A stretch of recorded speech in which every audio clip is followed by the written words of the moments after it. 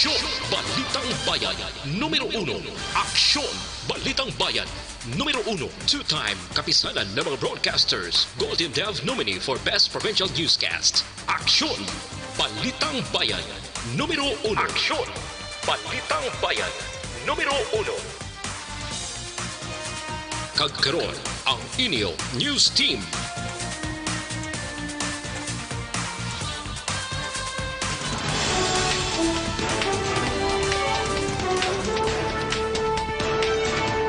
Sa ato nagapanguna nga mga Pangulong dinalan sa mga balita lokal, 20 ka mga persons under investigation sa Negros Occidental negatibo sa COVID-19.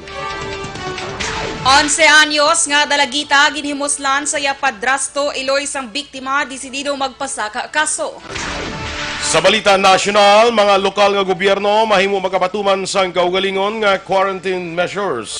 5 bilyones pesos ginpain para sa displaced workers aprobado na sa IATF.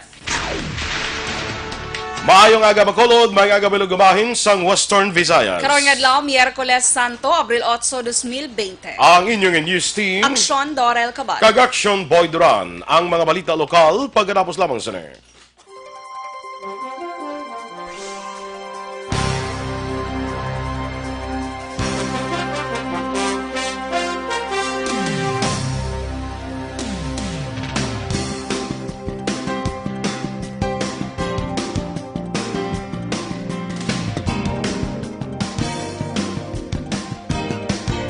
In these trying times, my most important task as your governor is to keep you safe and protected. At the start of the year, we saw it in the news, and the possibility of a pandemic was just unfolding.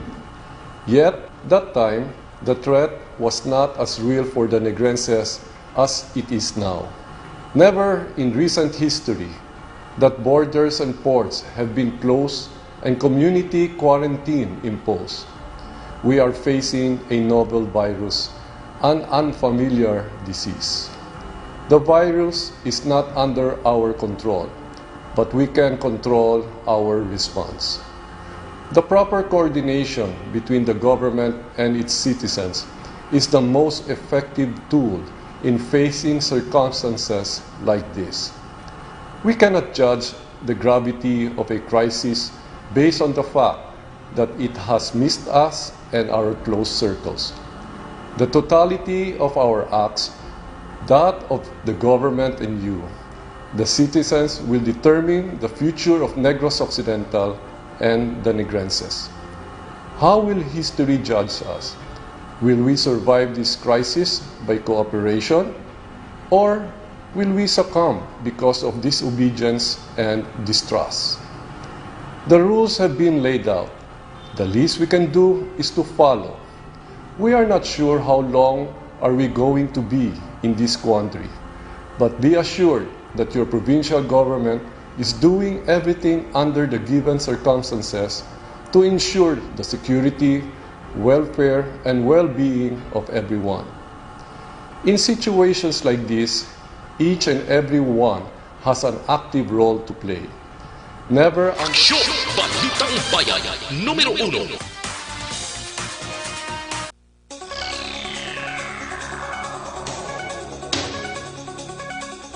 Aksyon Radio Philippines Standard Time, 6 minutos na nagaligad sa tak ng alas 6. Detalya na sa aton nagapanguna nga mga balita lokal.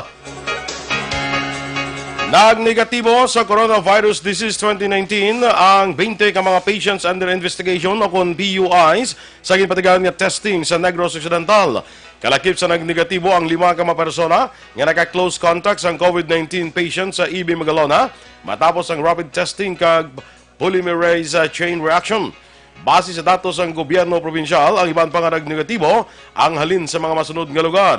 Sa siyudad sa Escalante, 1, Talisay, 1, Manapla, 1, Silay, 1, Sagay, 2, Kabankalan, 2, Binalbagan, 2, Sipalay, 2, kag Himamaylan, 3. Ginkalipay naman ni PNP Director Colonel Henry Binyas nga wala sang sintomas ang COVID-19 ang tanan nga personnel sang pulis nga ginassign sa border sa syudad sang Bacolod. Una diri naglibot ang mga personnel sang PNP Health Service agod i-check ang kondisyon sang lawas ang kada pulis nga na-assign sa border. Tuyo nga mapasiguro nga hilway sa balatian ng kapulisan nga nagatutok sa mga magasulod kag magagwa sa syudad. Samtang ginpanugyan ni Binyas sa personnel nga i-practice ang social distancing, magsuksok sang gloves kag face mask sa tion nga mag-inspection sa mga nagalabay. Yes sir, kay naintindihan natin ang ang kaimtangan nila subong. Balo kita kabudlay gid subong nga panahon tungod sa init kag na-expose pa or tawag diri tungod pa ni sa problema sa virus. Ang kabahin sang pahayag ni BCPO Director Colonel Henry Binyas.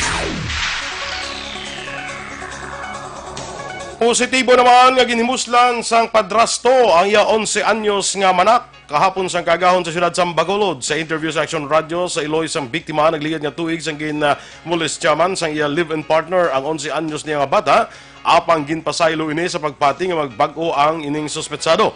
Duman pa sang Iloy aga na sang ginsugid sa isang iya bata nga ginhimuslan ini sang suspetsado. Wala naman ginapaabot sang Iloy nga himuon ini sang suspetsado sa iya bata tungod wala man ini sang bisyo. Samtang nadakpan sa hot pursuit operation ang 27 anyos nga suspetsado kag nadakpan ni sa tunga sa kampo sang tubo nga sakop sang Purok Kabukiran sa Barangay Tabunan, Siyudad Zambago. Sunod kay Police Station 9 Commander Police Lieutenant Junito Pastrana, may bit-bit nga binangon ang suspetsado. Sa bulig sang magulang sang suspetsado, na negosyar ang suspetsado kanang sungka sa kapulisan.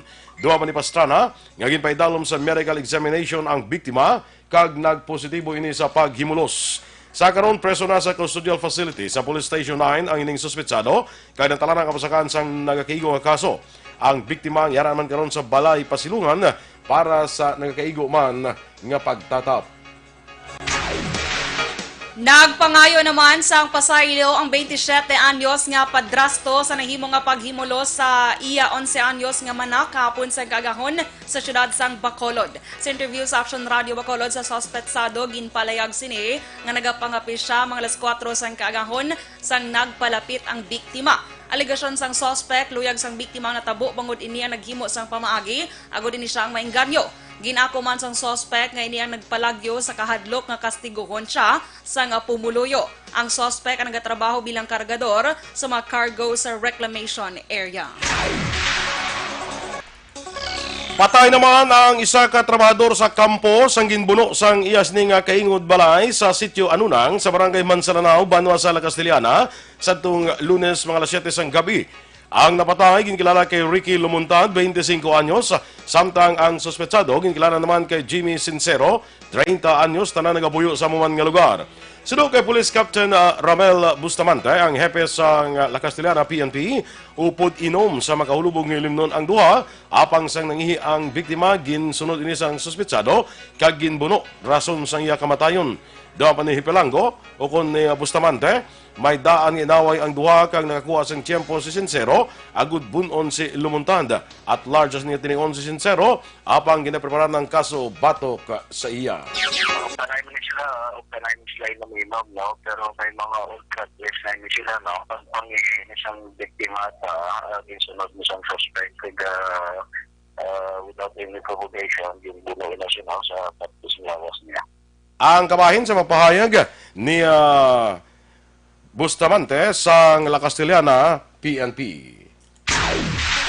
Dakop naman ang isa ka therapist matapos makalapas sa enhanced community quarantine kung ACQ kag nakuhaan pa sang napatihan Shabu sa Burgos Seabury Street, Barangay sa siyudad sang San Carlos. Ang suspect ang ginkilala kay Ernesto Estriva, 25 anyos, nagapuyo naman sa Barangay Rizal sa amuman nga siyudad. Base sa otoridad, nakitaan sa nagapatrolya nga pulis ang suspect, nagalakat nga wala sang face mask kag wala man nagaobserbar sang enhanced community quarantine kag sang ginusisa.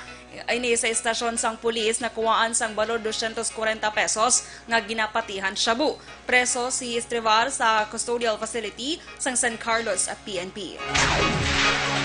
Nabakla naman sa ginapatihan Shabu ang isa ka manugbaligya sang isda sa Purok Rosas, Bonifacio Street, Barangay 6, siyudad sang Talisay, sa itong mga alas 8 sang takna sang gabi sang Lunes. Ang nadakpan, ginkilala kay Mario Braza, 61 anyos, kaya nagapuyo man sa mga lugar. Sa pagpanguna ni Police Major Jigger Jimeno, ang hepe sa Talisay PNP, na kumpiskar ang 11,000 pesos nga balor sa ginapatian shabu, 4,200 pesos nga benta kag drug paraphernalia. Preso na karon sa custodial facilities ang Talisay PNP ang suspetsado kag natala sa pasakan sang kaso sa paglapas ng Comprehensive Dangerous Drugs Act of 2002. Illegal possession of prohibited drugs kag drug paraphernalia paglapas sang Section 11 and 12 sang Republic Act 9165 ang ginpasaka ang kaso sini batok kay Jeffrey Rodrigo nga pumuluyo sang Purok Mambulok Barangay 10 siyudad sang Bacolod. Suno kay Police Lieutenant Jonito Pastrana, ang hepe sang Police Station 9, wala sang piyansa ang kaso ni Rodrigo matapos makuhaan sang 5 gramos nga shabu. Suno kay Pastrana, ginako ni Rodrigo nga nagamit siya sang shabu antes siya madakpan kahapon sang aga. Si Rodrigo nadakpan sa check-up operation sang Police Station 9 sa Dalan Araneta, Purok Santaville, Barangay Sumag, siyudad sang Bacolod. Balor 55,000 pesos nga bilis sang shabu ang na-recover kay Rodrigo, dala ang tuter nga may traces siyang shabu. Suno kay Pastrana, ginausisa pa nila kung sinong persona nga baligyaan ni Rodrigo sang shabu sa Barangay Sumag, siyudad sang Bacolod.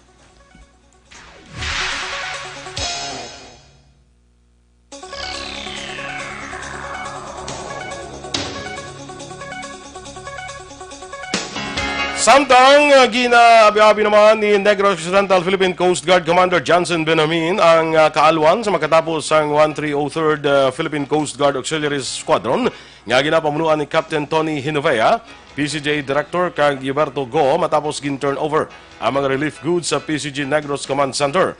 Sunod kay Benamin, dako nabulig sang kung mabulig sang bugas, mga bugas, tinapay, face mask, personal protective equipment kay iban pa para sa mga nagakinahanglan. Plano ni Benamin ay hatag ang mga relief goods sa mga poorest of the poor nga mga mangingisda nga nagatener sa higad sang baybayon nga tumang napektuhan sa krisis bangod sang COVID-19.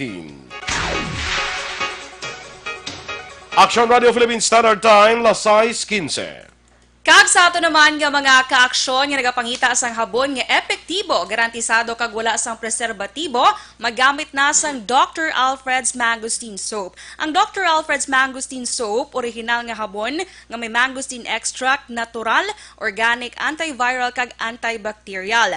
Para sa mas epektibo nga paggamit, ipabilin sa tubtub 3 ka minuto sa imong nga lawas samtang padayon ang pagkusko. Safe, bungod wala inisang chemical component. Magluwas dire, ang Dr. Alfred's Mangosteen Soap ang pwede man gamiton bilang feminine wash, shampoo sa stubborn dandruff o kon imo kaspa. Anti-pimple soap man ini kag anti-skin allergies. So sa aton mga kaaksyon, maggamit na sang Dr. Alfred's Mangosteen Soap, ang habon nga original. Mga lokal nga gobyerno mahimo makapatuman sang kaugalingon nga quarantine measures. Samtang 5 bilyones pesos ng inpain para sa displaced workers, aprobado na sang IATF. Ang mga balita nasyonal sa pagbalik sang Aksyon, Balitang Bayan, Numero 1.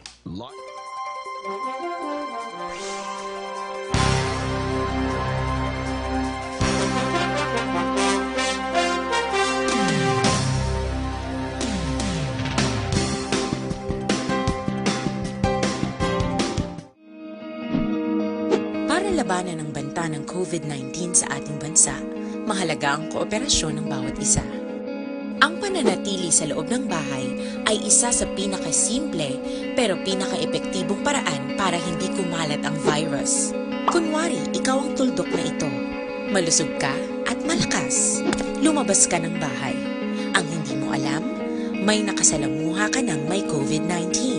Tandaan, mahirap malaman kung sinong may virus, pero madali itong maipasa sa iba. Pwedeng naipasa na pala niya ang virus sa iyo nung umubo siya o bumahin. O baka naman ay nahawa na dahil humawa kayo sa parehong bagay na kontaminado. Ngayon ay mayroon ka na ring COVID-19.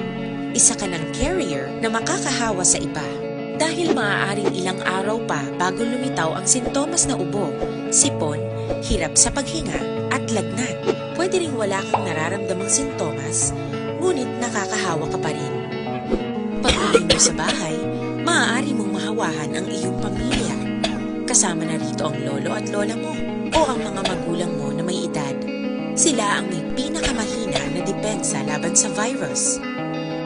Ang mga may sakit sa puso, diabetes, high blood, at iba pang pre-existing conditions, at mga buntis, mahina ang panlaban sa COVID-19. Kapag na-infect ang taong mahina ang immune system, posibleng magkaroon siya ng malalang karamdaman at kailanganing dalhin sa ospital. Sa patuloy na paglabas ng bahay at pagpunta sa pampublikong lugar, tinatayang maaari kang makahawa ng 3 pang tao at sila makakahawa ng mas marami pang iba. 20% ng mga nahawa ay maaaring maospital at dadami ng dadami ito habang mas kumakalat pa ang virus. Bukod sa dumaraming COVID-19 patients, marami pang ibang may sakit ang nasa mga pagamutan. Ang mga pasyenteng malubhang-malubha na ang karamdaman, hindi na maaasikaso. Wala ring lugar para sa mga pasyenteng may ibang karamdaman. Kaya natin iwasan ang patuloy na pagkalat ng COVID-19 kung iisipin natin ang kapakanan ng iba.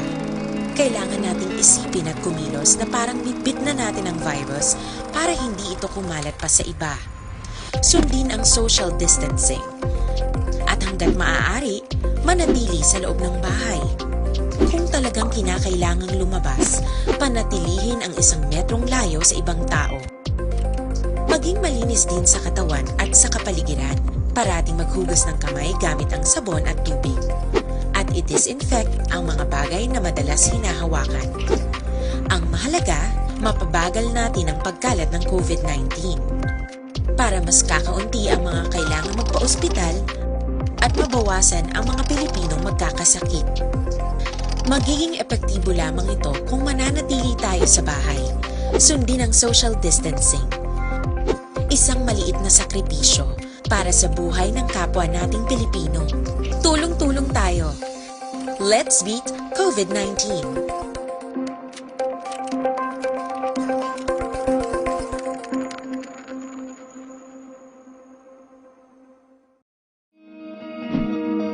Para labanan ang banta ng COVID-19 sa ating bansa, mahalaga ang kooperasyon ng bawat isa.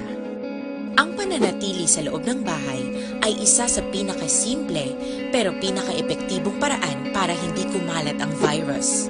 Kunwari, ikaw ang tuldok na ito. Malusog ka at malakas. Lumabas ka ng bahay. Ang hindi mo alam, may nakasalamuha ka ng may COVID-19. Tandaan, mahirap malaman kung sino ang may virus, pero madali itong maipasa sa iba. Pwedeng naipasa na pala niya ang virus sa iyo nung umubo siya o bumahin. O baka naman ay nahawa na dahil humawa kayo sa parehong bagay na kontaminado. Ngayon ay mayroon ka na ring COVID-19. Isa ka ng carrier na makakahawa sa iba. Dahil maaaring ilang araw pa bago lumitaw ang sintomas na ubo, sipon, hirap sa paghinga at lagnat.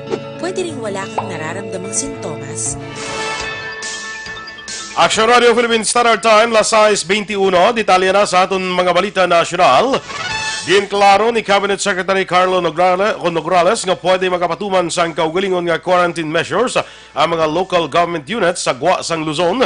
Kag importante lang nga nagasunod sila sa guidelines sang Interagency Task Force. Ini ang ginsabatman ni Nograles angot sa nagakwestiyon sa Executive Order No. 23 ni Davao City Mayor Sara Duterte nga pagpaidalom sang bugos nga Davao sa Enhanced Community Quarantine apang ginapanugutan nga makabiyahe ang mga tricycle agud may masakyan ang mga essential sector workers, frontliners kag residente kung may kinahanglan baklon.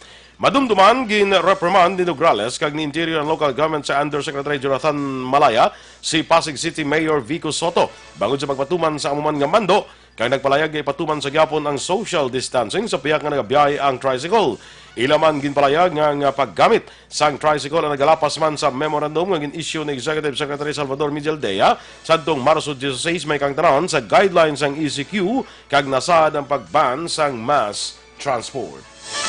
Ginaprobahan sang Interagency Task Force for the Management of Emerging Infectious Diseases ang 5 bilyones pesos Agod ibulig sa mga displaced workers nga napektuhan sa COVID-19 pandemic sa Pilipinas. Sunod sa IATF spokesperson kag Cabinet Secretary Carlo Nograles nga ginaprubahan Lunes ng gabi sa Department of Labor and Employment ang ginaduso nga Social Amelioration Program para sa mga formal workers sector. Dugang pa ni Nograles nga ang kwarta igar-release agud pondohan ang COVID-19 Adjustment Measures Program o kon camp sang dole para sa mga apektado nga OFWs kag local workers, tulong panghanap buhay sa ating displaced or disadvantaged workers o kon tupad, sanitation project kag abot kamay ang pagtulong o kon akap para sa programa sa OFWs. Ang Social Amelioration Program sang dole para sa displaced formal workers ang separado sa assistance nga gintanyag sa iban pa nga ahensya sa gobyerno.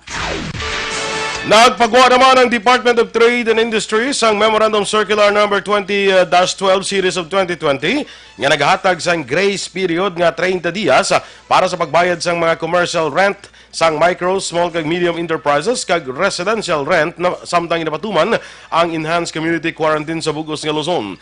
Kung sino man ang hindi magsunod sa nasambit nga memorandum, posible mapreso sang 2 ka bulan o kung magabayad sang multa nga hindi magnuwo sa 10,000 pesos tudtog 1 ka milyon ka pesos. Ipatuman man ang no eviction policy para sa mga nagarenta nga hindi makabayad sa sulod sang 30 dias nga grace period. Nag-remit naman sang 2 bilyones pesos ang Securities and Exchange Commission o SEC sa Bureau of Treasury agud ibulig sa pondo sa gobyerno sa away kontra COVID-19. Suno kay corporate regulator o kung suno sa corporate regulator ang kontribusyon ang nabase man sa Bayanihan to Kill as One Act nga ginpirmahan ni Presidente Rodrigo Duterte nagligad nga bulan. Suno kay SEC Chairperson Emilio Aquino, ang pandemic ang nagpahuyang sa ekonomiya kag nag-apekto sa negosyo kag palangabuyan sang tanan. Dugang pa bilang bulig naghimo man sang tikang ang ahensya. Wala labot sa suporta sa gobyerno, ilaman ginapasuportahan ang mga corporate sector, capital market kag investing public. Ginpanugyan naman ni Speaker Alan Peter Cayetano sa Department of Social Welfare and Development nga magtukod sang regional hotlines agud masabat ang mga pamangkot sang publiko angot sa ayuda nga ipanghatag sang gobyerno. Sa Facebook live video, ginpalayag ni Cayetano nga lain-lain ang sitwasyon sa kada rehiyon kag lugar sa Pilipinas, rason nga mas mahapos ang pag-address ang problema kung may regional hotline ang nasambit nga ahensya. Doon pa mas maayo kung regional ay pahamtang nga hotline para mas insakto ang sabat kag abiso sa mga nagapamangkot nga mga pumuluyo. Ginmando ni Presidente Rodrigo Duterte sa mga economic managers nga tun-an ang mga proposals nga paghatag sang ayuda sa mga middle-class households. Suno kay Interagency Task Force for the Management of Emerging Infectious Diseases, spokesperson kay Cabinet Secretary Carlo Nograles, ang gobyerno ang mangita sa iban pa nga programa para sa mga middle-class labi pa nga hindi ini kwalipikado sa idalom sang Social Amelioration Program o SAP nga nagahatag sang subsidy sa mga pinakapigado. Una din nagsulat si Cavite Governor John Vic Rimulya kay Presidente Rodrigo Duterte kag nangabay nga tun-an man ang programa para sa mga middle class sa Social Amelioration Program sang gobyerno. Wala sang may nakahibalo nga ini ang matabo. Ini ang reaksyon ni Health Secretary Francisco Duque III matapos ginpahayag nga bilog nga kalibutan kang hindi lamang ang Pilipinas ang hindi preparado sa COVID-19 pandemic nga nag-apekto na sa masobra 1.3 milyones ka tao. Sunod kay Duque, hindi na questionable kung mayara sang resources o kung pondo ako di bakal ka magpreparar sang PPEs kay iban pa nga medical supplies tungod ang tanan wala nakapreparar. Doa pa ni Duque nga ang plano sang tanan wala nagalakip sang pareho subong nga sitwasyon sang COVID-19. Sunod sa Johns Hopkins University and Medicine Coronavirus Resource Center, masobra 1.3 ka milyon nga tao na halin sa 184 ka punsod kag teritoryo ang nalatnan sang respiratory disease nga naghalin sa Hubei, China. Ginpahayag naman ni Senator Richard Gordon nga dapat mag-set up sang Special Dialysis Center ang Department of Health o DOH para sa mga suspected kag confirmed cases sang COVID-19. Sunod kay Gordon, dapat mag-identify sang dialysis center sa kada banwa kag syudad bago madamo man sang dialysis outlet. Ang problema sunod sa iya hindi na makasulod sa iban nga hospital o kung ginadumilian sila nga makasulod sa mga dialysis outlet. Palayag pa ni Gordon ang dialysis center ang kadtuan sa mga COVID-positive dialysis patients o kung patients under investigation kag persons under monitoring kag dapat hindi sila pagdumilian yung makasulod bangod kinahanglan nila'y paidalom sa dialysis. Palayag ni Gordon kung hindi gidman ini matuman, dapat nga dalon sa National Kidney and Transplant Institute ang mga COVID-19 patients nga kinahanglan magpa-dialysis. Nagapanawagan ang Catholic Bishops' Conference of the Philippines sa tanan nga mga parokya nga magbagting sang lingganay karon nga Miyerkules bilang pag-isa sa ecumenical service nga ginorganisa sang gobyerno. Sunod kay CBCP President Archbishop Romulo Valles, iniagom nga batyagan sang pumuluyo ang unity kag ang pagbinuligay sa isa kang isa ilabi na sa sining nga sitwasyon. Dugang pa ang pagbagting sang lingganay nga matabo alas 3 karon sa hapon kag senyales nga mag-umpisa na ang televised nga interfaith prayer nga inisyatibo sang Interagency Task Force batok sa COVID-19. Ginapaabot nga ang chaplain services ang Armed Forces of the Philippines ang magapanguna sa pagpangamuyo. Ginaduso naman ni House Ways and Means Committee Chairperson Joey Salceda nga tanan nga Pilipino ang dapat makabaton sa 1 to 2,000 ka pesos nga emergency cash assistance wala labot sa yara sa top 10% sang populasyon. Sunod sa kay Salceda, hindi lang ang pigado nga Pilipino ang covered sini kundi pati man ang may middle income. Palayag ni Salceda, nagpadala siya sang sulat kay Presidente Rodrigo Duterte nagligad nga semana kag nagapangabay nga matagan sa emergency cash subsidy ang 90% nga populasyon sang pungsod. Iya man ginklaro nga per head ang distribusyon sa 1,000 tub-tub 2,000 pesos kag kon Pilipino nga hindi manggaranon makabaton sang bulig. Ginaduso naman sa isa ka advocacy group kay Presidente Rodrigo Duterte nga magdeklarar sang prison emergency kag hilwayon ang mga nagabalatian may edad na ka mga high-risk inmates agud mapungga na mahimo outbreak sang COVID-19 sa mga gutok nga prisuhan sa Pilipinas. Gilaragway sa advocacy group nga Enhancement and Support Organization of Preso Incorporated ang tikang extraordinary tungod ang gobyerno may kabudlayan nga mapungga na maglapta sang masakit nga nagpatay na sa 163 katao ang kagutok sa mga prisuhan sa Pilipinas, isa sa ginakabig nga pinakadako nga problema sa bugos nga kalibutan. Kag sa katapusan nga balita national, ginhatagan sang tsansa sang National Bureau of Investigation ng NBI ang isa ka netizen ago di-explain ang iya Facebook post kung sa diin iya ginaligar nga ang gobyerno ang naga-misuse sang public funds, rason nga nangin subject siya sang fake news investigation. Suno kay NBI Cybercrime Division Chief Victor Lorenzo, gin-request ni human rights lawyer Shell Jokno sa agensya nga i-explain ang nature of offense sa aligasyon sa iya kliyente kang ila basihan sa investigasyon. Suno kay Lorenzo natalana nga magkadto sa NBI ang nasambit nga netizen kag magpasa sa iya explanation masunod nga semana.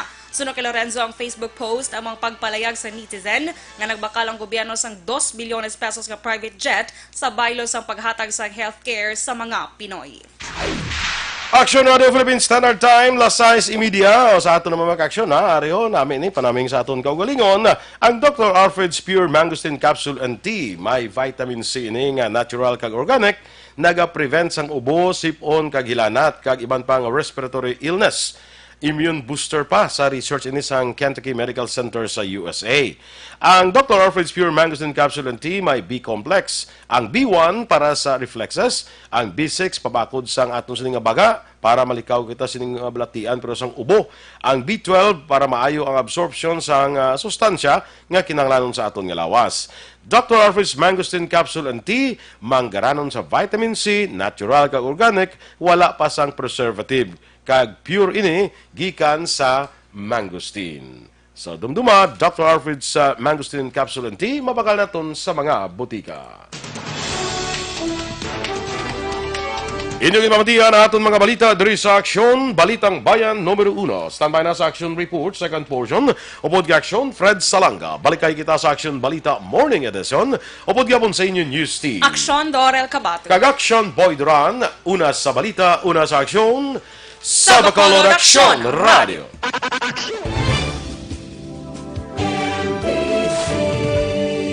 Manila Broadcasting Company. Sa balita, komentaryo, issue, serbisyo publiko. Sa Bacolod, Aksyon Radio